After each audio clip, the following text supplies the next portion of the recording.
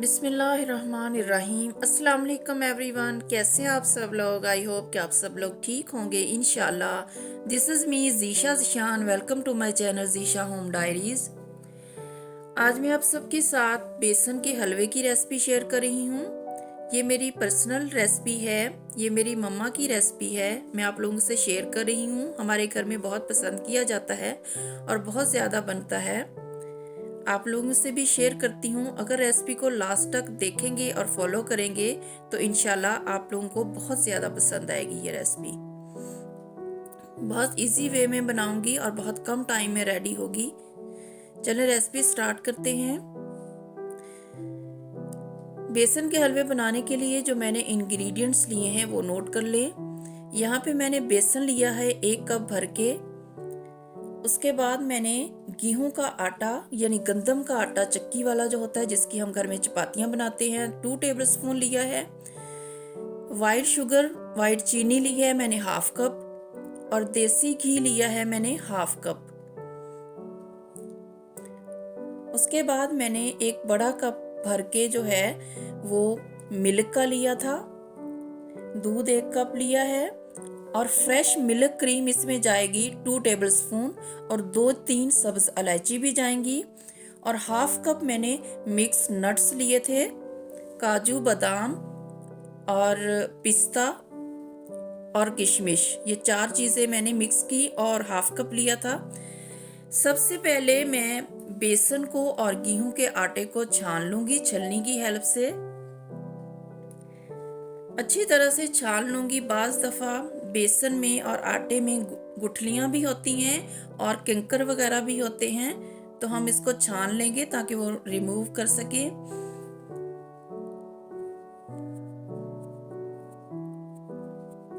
अगर कोई कंकर वगैरह रह जाए तो उससे हलवा बिल्कुल भी अच्छा नहीं लगता अगर मुंह में आ जाए, तो इसलिए लाजमी बेसन को और आटे को छान लिया करें।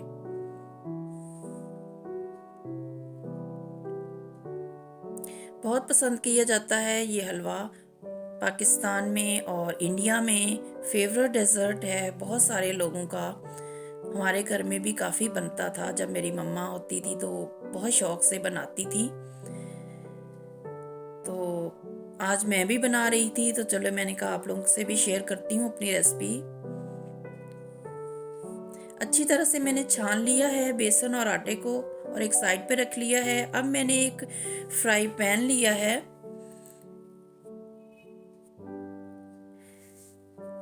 एक पैन लिया है और उसमें मैंने जो दूध लिया था 1 कप भर के वो मैंने ऐड कर दिया।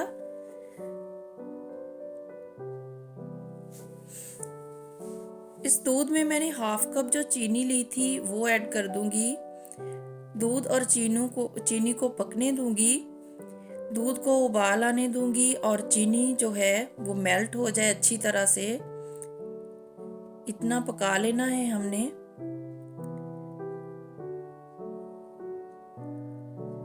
मैं चीनी को हलवे में डायरेक्ट ऐड कभी भी नहीं करती, उससे वो पानी सा छोड़ देती है चीनी और जो है ना हलवे का टेक्सचर अच्छा नहीं आता। तो अलहदा से इस तरह से अलग से आप लोग पहले दूध में या पानी में पका लिया करें, शीरा रेडी कर लिया करें, उससे ना हलवा का टेक्सचर बहुत अच्छा आ जाता है।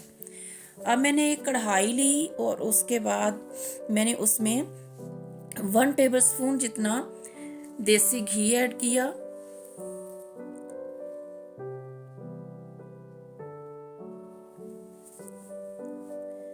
जब देसी घी गर्म हो जाएगा तो मैं इसमें 1/2 कप जो मैंने मिक्स नट्स लिए थे वो ऐड कर दूंगी और इसे 2-3 मिनट अच्छी तरह से फ्राई कर लूंगी।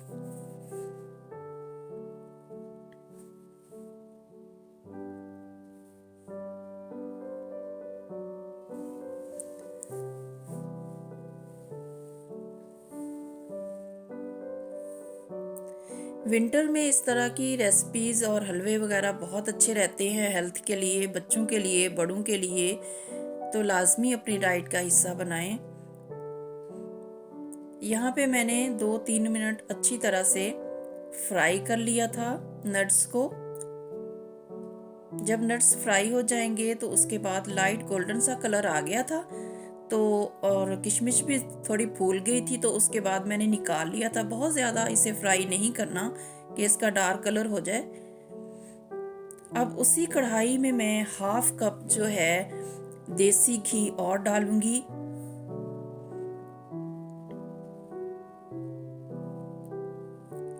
देसी घी को मेल्ट होने दूंगी। जब घी मेल्ट हो जाएगा तो उसके बाद मैं इसमें बेसन और जो गेहूं का आटा हमने छान के रखा हुआ था वो ऐड कर दूंगी।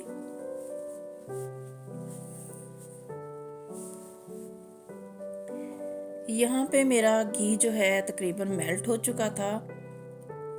अब मैं मैंने बेसन और आटा ऐड कर दिया और अब इसको अच्छी तरह से मैं भूनूंगी।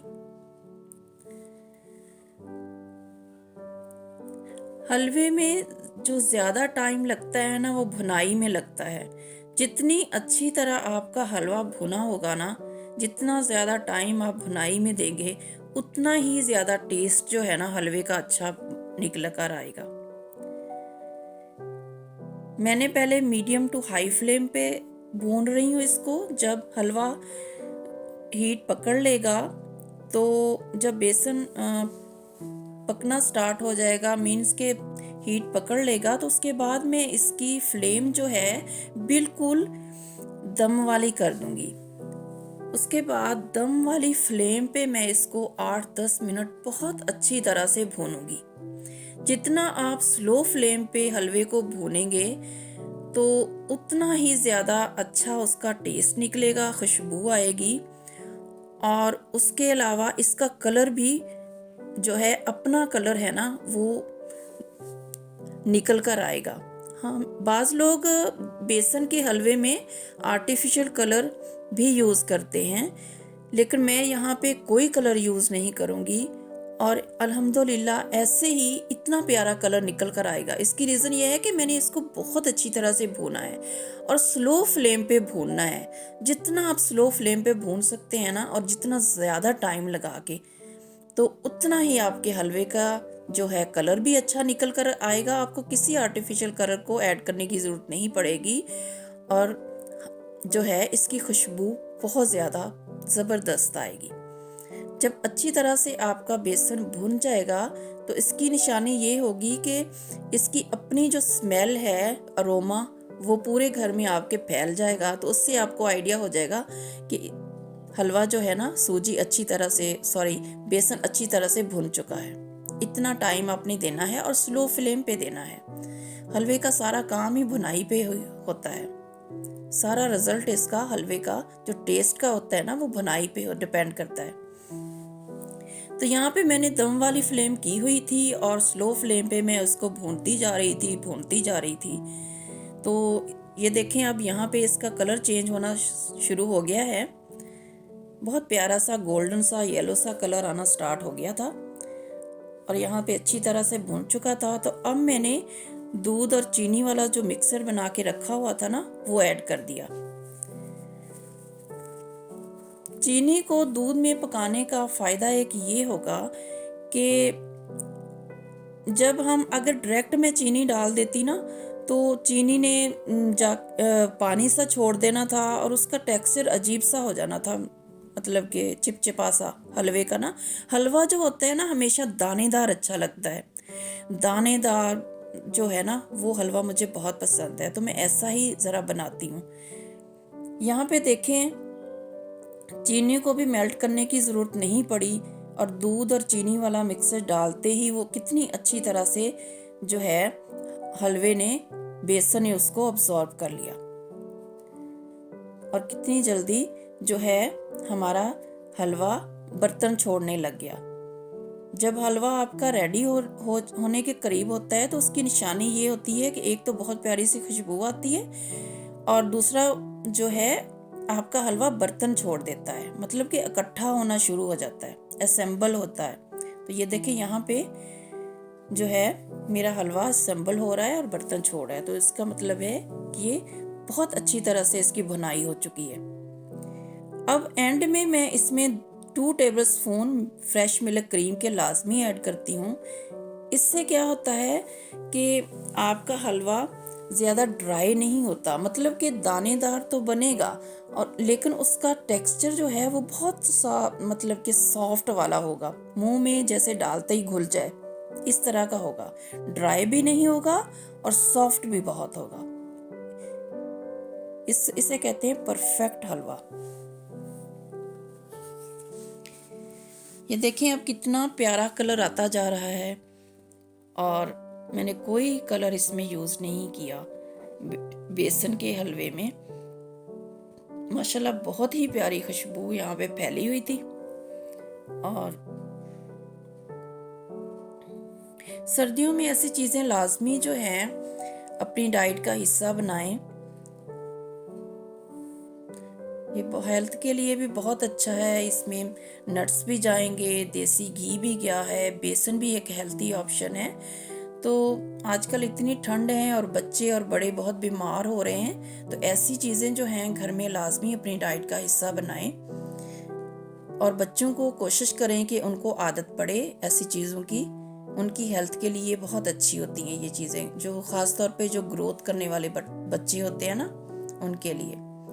यहाँ पे एंड में मैंने नट्स ऐड कर दिए थे जो मैंने अभी फ्राई करके रखे हुए थे।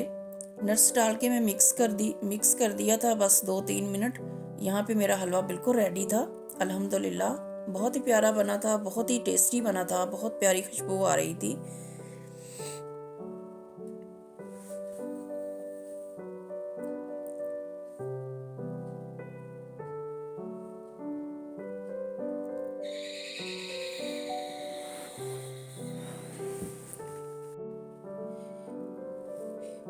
ये फाइनल लुक थी। यहाँ पे मेरा हलवा बिल्कुल रेडी था माशाल्लाह अल्हम्दुलिल्लाह। यहाँ पे मैंने सर्व कर दिया था।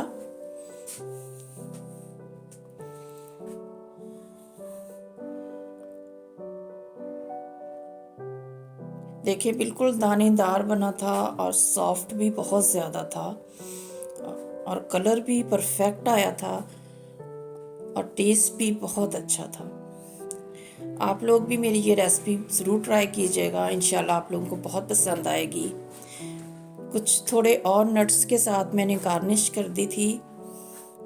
गार्निश बहुत ज़रूरी है, दिखने में अगर खूबसूरत लगे रेसिपी तो खाने में भी टेस्ट करने का भी दिल करता है और खाने में भी मज़ा आता है। गार्निश बहुत ज़रूरी है किसी भी खाने की। अगर आप लोगों को मेरी आज की रेसिपी बेसन का हलवा पसंद आया हो तो मेरी वीडियो को लाइक कीजिएगा, वीडियो को शेयर कीजिएगा और मेरे चैनल ज़ीशा होम डायरीज़ को भी सब्सक्राइब कीजिएगा। Stay connected Zeesha home diaries. Thanks for watching. जज़ाकल्लाह खैरा। अल्लाह हाफिज़।